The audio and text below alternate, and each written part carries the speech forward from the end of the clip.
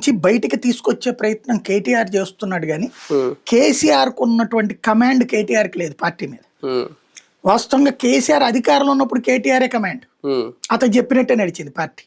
KCR CM గా ఉన్నప్పుడు హరీష్ రావును కూడా పక్కన పెట్టి ఆయన పూర్తిగా తన గ్రిప్ లో పెట్టుకున్నాడు. కానీ సమస్య ఏంటంటే ఓడిపోయిన తర్వాత కేటీఆర్ కి తన విలువ ఏంటో తెలుస్తుంది, తన సమస్య ఏంటో అర్థమవుతుంది.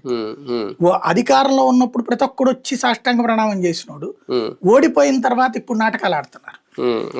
లేకపోతే ఆనాడు అన్న అన్న అన్న అని తిరిగిన చెల్లి ఇవాళ అదే అన్నని సవాల్ చేయడం ఏంటి? బావా మా అన్న అని చెప్పినటువంటి కవిత ఇవాళ రోజున వాళ్ళిద్దరిని దొంగలను చేయడం ఏంటి? అట్లాగే మా నాన్న అని తిరిగిన ఆవిడ మా నాన్న నాకు అన్యాయం చేశాడని చెప్పడం ఏంటి?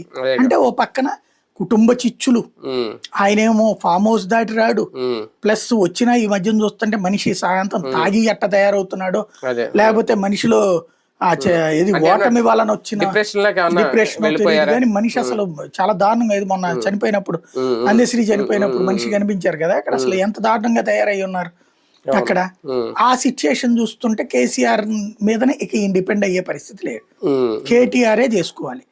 ఇక్కడ మొన్నేమో పాప హరీష్ రావు వాళ్ళ ఫాదర్ చనిపోవడం ఆ హడావిడిలో ఉండి 10 రోజుల తర్వాత వచ్చేటప్పటికి ఇక్కడ మొత్తం యాక్టివిటీ వాస్తవంగా ఒక జూబ్లీహిల్స్కి ఒకటి చాలు చూసుకోవడం, కానీ మొత్తం ఎమ్మెల్యేలను పెట్టి అంత చేసినా కూడా